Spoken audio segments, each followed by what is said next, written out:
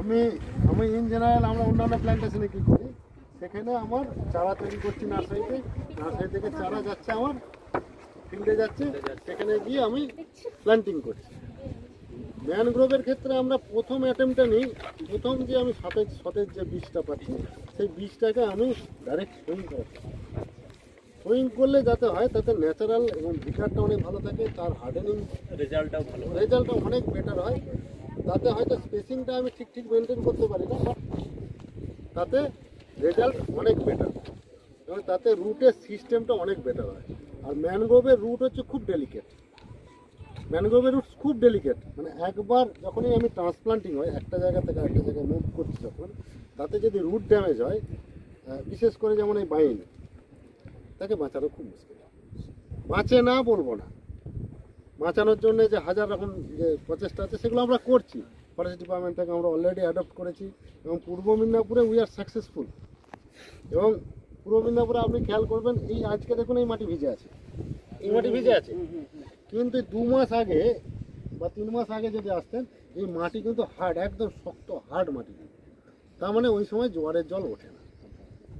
তার মানে আমার এখানে যেটা সুন্দর মনে, বা এই যে আমরা এখানে যে জিনিসগুলো বলি আর কি, যে নোনা জল ঢুকবে বেরুবে। আচ্ছা, আমি জাস্ট এর মাঝে একটা কোশ্চেন করে ফেলি। আমরা সুন্দরবনে যে এই যে স্পিসিসগুলো বলছি, যেগুলো সব লবণাম্য, তাই তো? তাহলে এরা কি লবণ ছাড়া হতে পারে? Any idea? আরো ভালো হতে পারে, আরো ভালো হতে পারে, আরো ভালো হতে পারে লবণ না পেলে, আরো ভালো হতে পারে। বেসিক্যালি না, এই জায়গায় একটা মানে কনফিউশন আছে অনেকের মধ্যে, যে সুন্দরবনের গাছ দিয়ে আমি বাঁকুড়ায় হবে না বা পুরুলিয়াতে হবে না। না, হবে। আমার বক্তব্যটা এই জায়গায় মেসোফাইটস আর হ্যালোফাইটস দুটোর মধ্যে খুব বেশি পার্থক্য নেই। যদি অন্যান্য আর ক্যারেক্টার দেখি, এখানে হ্যালোফাইটসদের মধ্যে স্পেশাল ক্যারেক্টার আছে, they can tolerate salt, where the mesophytes can not. মেসোফাইটরা টলারেট করতে পারে না, তাই যে জোনে সল্ট ইনান্ডেটেড এরিয়া আছে সেখানে হ্যালোফাইটসটা টিকে থাকতে পারে, মেসোফাইটসটা টিকে থাকতে পারে না। বাট নট দ্যাট যে এ মেসোফাইটসের জায়গায় গিয়ে হতে পারবে না। আপনি যদি একে কনজিনিয়াল ওয়েদার দেন, এবং এই যে এখানে জল খেলার গল্প আসছে, এইটা এদের ক্ষেত্রে একটা ভাইটাল জায়গা, কারণ হচ্ছে নিউ মেটাফোর এবং রেগুলার জল খেলা, এটা মানে এটা অ্যাডাপ্টেবিলিটির মধ্যে এসে গেছে। তো এই বাইনকেও যদি আমি যদি একটু উপরের দিকে গিয়ে লাগাই, এটা ভালোভাবে আসবে। আমি যদি একটু নার্চার করি আসবে, কিন্তু আমাকে তার জন্য যে তার যে অভিযোজনের ফলে যে ক্যারেক্টারগুলো এসেছে, জল খেলানো বা জল দেওয়া, এইটা যদি সে ঠিকভাবে পায়, তাহলে উই ক্যান গ্রো। এবং তার জলজান্ত উদাহরণ আমরা পূর্ব মেদিনীপুরে সেটা এস্টাবলিশ করতে পেরেছি। আপনি কোলাঘাটে যান, এই বাইন গাছের চারা 1 বছরে আমার এই হাইট এসেছে। কোলাঘাট না, আরো উপরে। এটাই স্যার আপনাকে জানার ব্যাপার, যে আমরা যদি কলেজে যেটা আপনি বলছেন, এখানে রানিং ওয়াটারটার একটা গল্প আছে, মানে জল উঠছে নামছে, এই যে মানে হ্যাঁ সেই জিনিস, এই জায়গাটা নন নেসেসারি যে সেটা সল্টই হতে হবে। ঠিক। আমরা এই বাইন গাছ খুব ভালো গ্রোথ, আপনি বলবেন experimentally, but I was confident. এটা আমার কাছে এক্সপেরিমেন্ট নয়, বাট উই হ্যাভ প্রুভ যে এটা করা সম্ভব, এবং সেটা আমরা পূর্ব মেদিনীপুরেই করেছি, সাকসেসফুলি করেছি। এবং ভালো, মানে আপনাকে যদি আপনি ছবি চান আমি ছবি দিতে পারি, এবং এক্সেলেন্ট প্ল্যান্টেশন। এখনই তার গাছের হাইট এইরকম।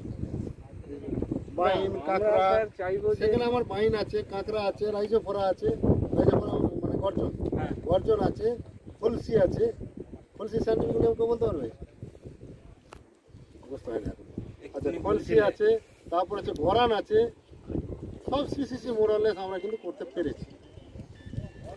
মানে এই কনফিউশনটা যেন কারোর মধ্যে না থাকে, যারা ছোটো ছেলে যারা এসেছে তোমরা সবাই বলছি যে সুন্দরী সুন্দরবনেই হবে, আর কোথাও হবে না এরকম নয়। কিন্তু সুন্দরী কোন জায়গায় হয় কেউ বলতে পারবে?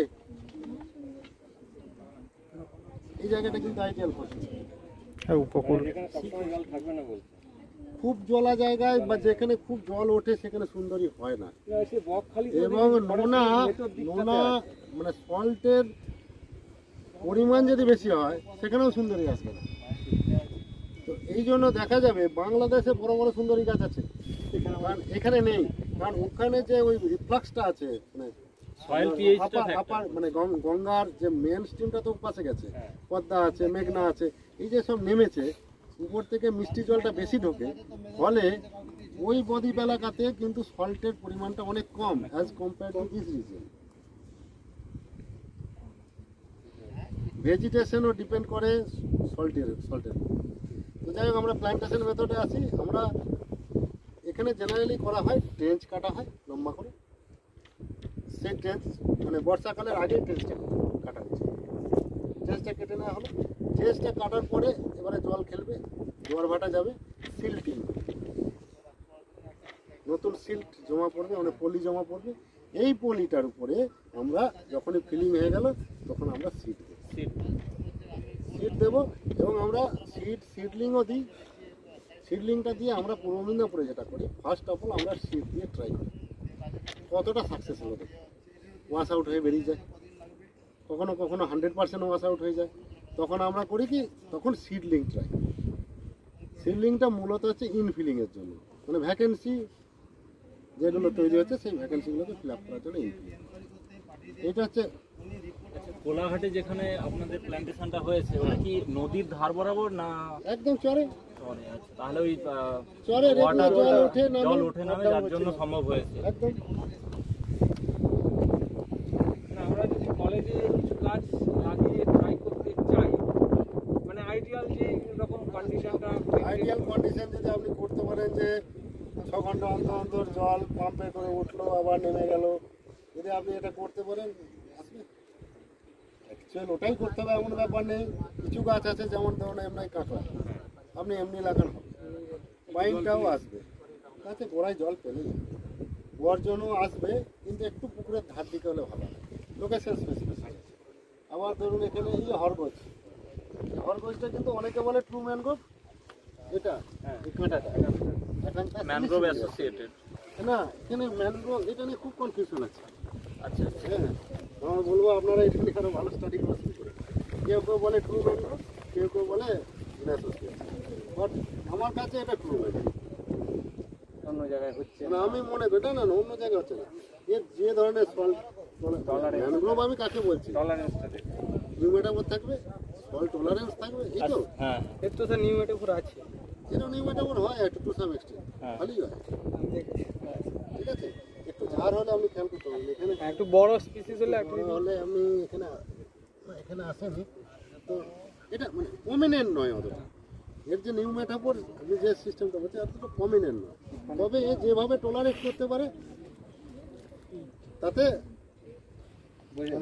True mangrove. ট্রু ম্যানগ্রোভ কেউ বলে কেউ বলে না, মানে অ্যাকচুয়ালি এই যে ডিভিশনগুলো করা আছে ট্রু ম্যান, এইগুলো নিয়ে প্রচুর কনফিউশন আছে। ইভেন আপনাদের বোটানিস্টদের মধ্যে প্রচুর কনফিউশন আছে।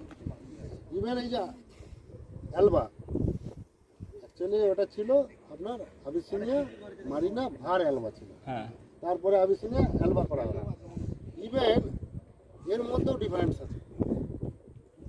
এর মধ্যেও আপনি যখন জঙ্গলে যদি আপনি সেইভাবে মানে একদম সেইভাবে ঘুরে দেখেন, স্টেমের ডিফারেন্স পাবেন, পাচ্ছি আমরা দেখিয়েছি, মানে ইভেন আমি সেভাবে কাটতে দেখলাম।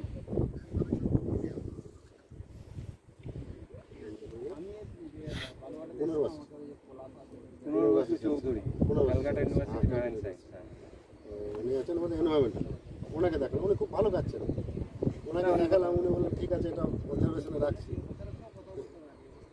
এটা আছে, আর এখানে আর কি স্পিসিস আছে, এখানে একটা স্পিসিস আছে, এই স্পিসিসটা কেউ কিছু বলতে পারবে? একদম সবুজ যেটা, সোনারেসিয়া। হ্যাঁ কেউ বলতে পারবে? হ্যাঁ, সোনারেসিয়া। সোনারেসিয়ার দুটো স্পিসিস আছে এখানে, একটা হচ্ছে টক কেওড়া, একটা চাক কেওড়া। এইটা যে সরু পাতা আছে লম্বা, ওটা একজন নিয়ে আসতে পারবে? একটা ডাল ভেঙে নিয়ে আসে, দেখো ফল থাকলে নিয়ে আসে। এটা টক কেওড়া, ফ্রুটটা এডিবল তো? ফ্রুটটা এডিবল, ফ্রুটটা এডিবল, এবং এটা ডায়রিয়া ডিসেন্ট্রি ছোট করে নিয়ে ভালো ওষুধ। সামনের দিকে একটুখানি আনুন, বল, বেশি বল, আনতে হবে বল, না। ছোট্ট করে নিয়ে আনুন। বেশি ভাঁজ এটার সাথে বাইনটা কালো বাইনটা মাথাটা হাত দিলে আপনি বুঝতে পারবেন, লাস্টারটা ধরলে বুঝতে পারবেন। বাইরের পাতা একটু বেশি লেদা বাইনের পাতাটা লেদারি নয়, নয়। এটা বেশি লেদারি। বাইনের পাতাটা একটু ওভেড হবে। এই পয়েন্টেড আছে, এইটা বাইনেরটা আছে আর পয়েন্টেড, একটু সরু, আর একটু উঠে যাবে। এইটা অনেক বেশি